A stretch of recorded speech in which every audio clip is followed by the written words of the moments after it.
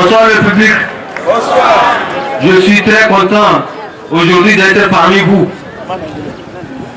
Déjà, je vois la victoire de 2015.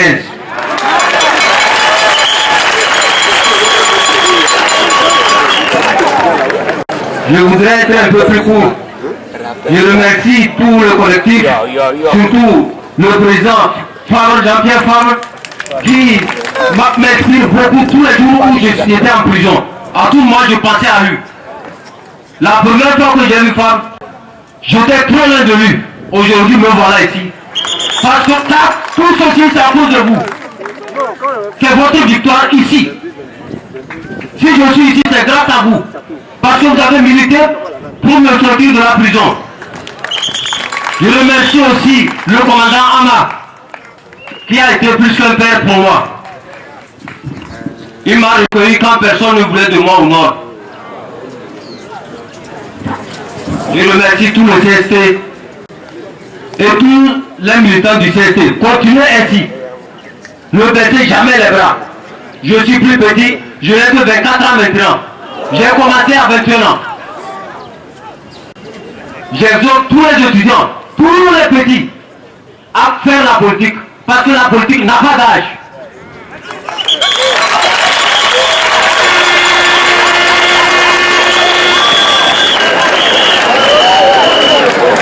Si on nous dit que nous sommes caviers, nous ne devons pas lutter contre les caviers, je dis c'est un faux problème. Fort, Kaming est Kaming.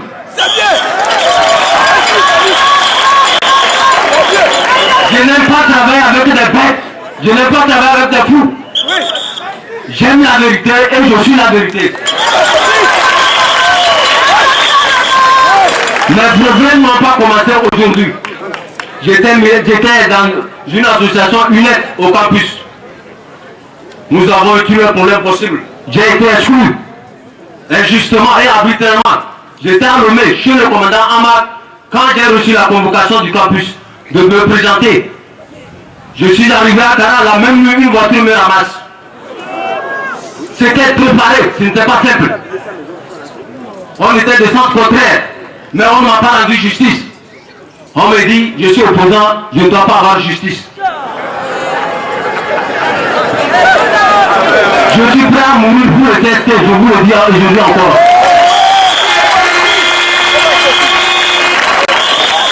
Mais pauvres personnes persister, résister. Le poignard ne peut rien faire à l'esprit. Ce sont des faibles qui peuvent mettre des gens en prison parce qu'ils ont peur de nous. Ils ont peur de nous, je vous dis. Persistez. J'ai été arrêté le 25 par un farfelu qui était suite à une histoire d'un farfelu qui est venu pour me tuer. Je l'ai battu correctement et j'ai pris la fuite, je suis rentré chez moi. J'ai pris une convocation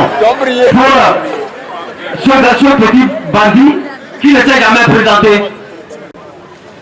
Après la deuxième convocation, on me dit quand même, on ne peut pas te rendre justice parce que tu es opposant.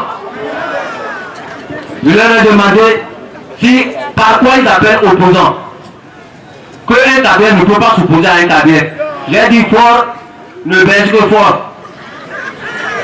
Fort est trop petit pour nous faire peur. Il a qu'à se demander où est son papa. On a peur de rien. On avance parce qu'on suit la vérité. On n'a peur de personne.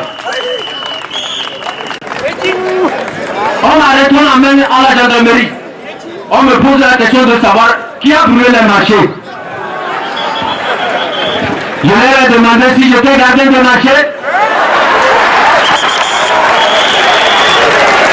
J'étais militaire. J'étais quoi au juste? Ils m'ont dit, monsieur Camille, vous avez des relations avec le président Favre, vous avez des relations avec le collectif Sauvons le Togo, vous êtes un bandit qui a été exclu de l'université. J'ai dit, qu'on dise avec le président Ford, qui n'est plus mon président, parce que Ford n'aime pas les intelligents au campus, qui nous exclut du campus.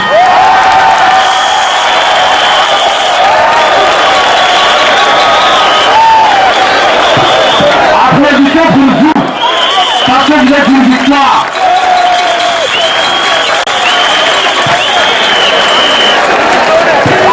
Le commandant Kaparapa m'a fait rentrer dans son bureau. Il m'a menotté vers l'arrière. Actuellement, M. Lamza était arrivé aussi avec certains soldats. Il ne me menotte pas derrière jusqu'à ce que je me suis blessé. J'ai resté sur mes bras.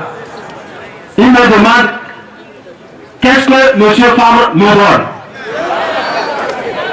Qu'est-ce que le CST me donne? Parce qu'en ce moment, il m'avait tout volé dans ma chambre. Ils ont cassé ma fenêtre, ils ont tout pris. Je l'ai dit, Fabre me donne la victoire. Monsieur Fabre et le CST me fait vivre. Je me sens bien où je suis. Je n'ai pas besoin de leur argent. Je n'ai pas besoin de leur... Je ne sais pas de leur connerie. Ils m'ont dit, là, je veux les affronter. J'ai dit oui, je suis prêt à les affronter. Je suis prêt à les affronter, peu importe ce qui peut m'arriver. Merci.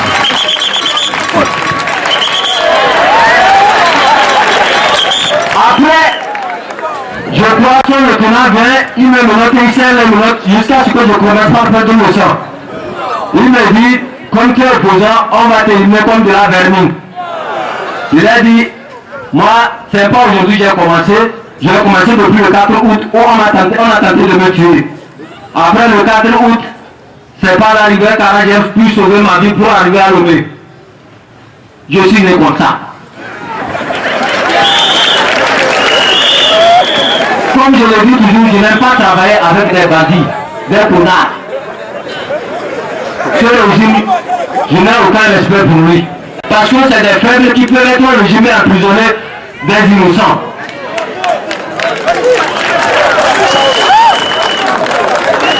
Après, ils m'ont posé la question de savoir où sont mes armes. Ils m'ont appris que je veux faire un coup d'état. Que c'est M. Adome qui m'a transmis les armes et le président Fabre m'a transmis des millions sur mon compte. Je leur ai dit, il vaut mieux ne pas accuser que d'accuser de ne pas avoir de preuves. Il vaut mieux aller à la perquisition. Puisqu'il m'accuse d'avoir des armes dans mon garage, ils n'ont qu'à aller dans mon garage, fouiller le garage et me trouver les armes. Là, je suis prêt à les écouter. On est allé à la perquisition, ils ont pris des voitures, c'est des peureux. Les soldats m'ont dit avec leurs armes, ils sont arrivés, ils ont perquisitionné ma chambre. D'abord, quand ils ont fini, je leur ai demandé les deux pistolets dont vous parlez que je garde souvent sur mon lit sont où. Ils m'ont dit, alors dans le garage, j'ai dit voilà les deux pistolets sur ma table, mes deux bics, mes cahiers.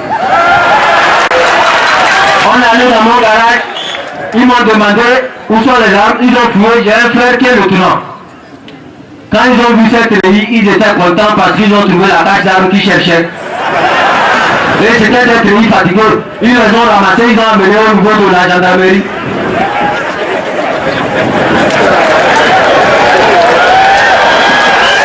C'est formidable, hein? Notre enquête au Congo, ça marche bien, surtout sur les innocents. Ils ont voulu me porter un habit, mais par votre aide et par celui de Dieu, cet habit est tombé boule, zéro. Ils m'ont conduit en prison, j'étais toujours malade. Mais avant de me conduire en prison, j'étais malade. Ils m'ont relâché, je suis allé me soigner.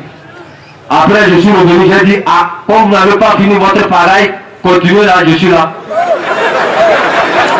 Ils m'ont dit, monsieur Kaming, rentrez chez vous, on va vous rappeler. Car demain, on va libérer monsieur Labouja et Napotien.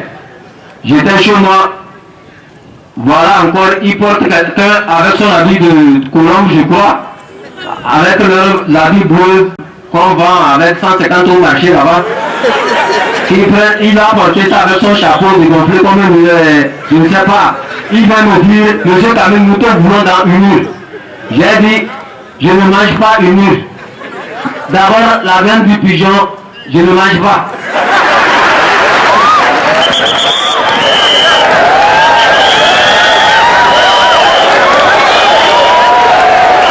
Et d'abord, le pigeon qu'ils ont utilisé, le pigeon c'est c'est quelque chose qui représente la paix. Mais au même moment, le pigeon qui représente la paix, ce pigeon représente la violence. Il est reparti. Après quelque temps, on m'appelle encore. À la gendarmerie de retourner, je retourne, on me conduit en prison. Et pourtant, sa parent m'avait demandé de mentir. Que si je ne peux pas, si je peux mentir, je vais recevoir une somme. Je l'ai fait comme ça, monsieur Saparapa, je ne suis pas nouveau dans ce domaine, vous êtes un fou. Vous êtes un fou parce que vous m'appelez à mentir. Vous êtes un fou parce que vous ne valez rien. J'ai appris même que vous avez dansé pour obtenir ce que vous avez sur l'épaule.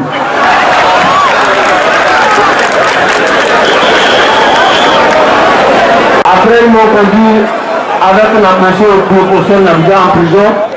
On est arrivé là-bas, je me suis demandé si un jour je vais sortir. Parce qu'un innocent qui doute de son innocence, je pensais être double. Un autre camion qui a fait ce fait, un autre camion qui est innocent et qui réclame son innocence. Ils m'ont dit en prison que non, c'est fini pour moi, 15 ans de prison, déjà c'est fini. Je leur ai dit, monsieur Nabouza m'a dit une fois, c'est les lâches qui condamnent les courageux.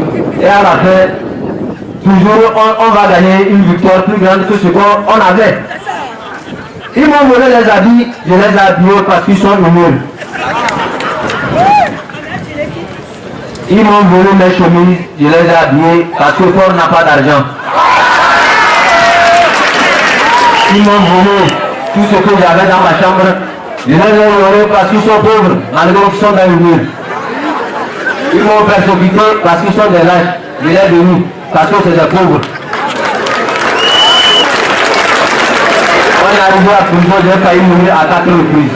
Si ce n'était pas par l'intermédiaire de M. Nabouza qui, à un instant tiré fort, il a pris au moins par 2 reprises de la prison, il a recommandé à tous les prisonniers de ne pas rentrer. On m'a conduit à l'hôpital, très malade. J'ai failli mourir. J'ai failli mourir à plusieurs reprises. Mais aujourd'hui, malgré leur pagaille, leur violence, je vous dis, je suis encore très prêt et déjà prêt pour avoir la victoire de 2015. Ce qu'on a fait, on va le reporter ensemble. Ne baissez jamais les bras. Ne baissez jamais les bras. Merci. Parce que vous dites qu'il y a du pouvoir d'être courageux. Merci beaucoup.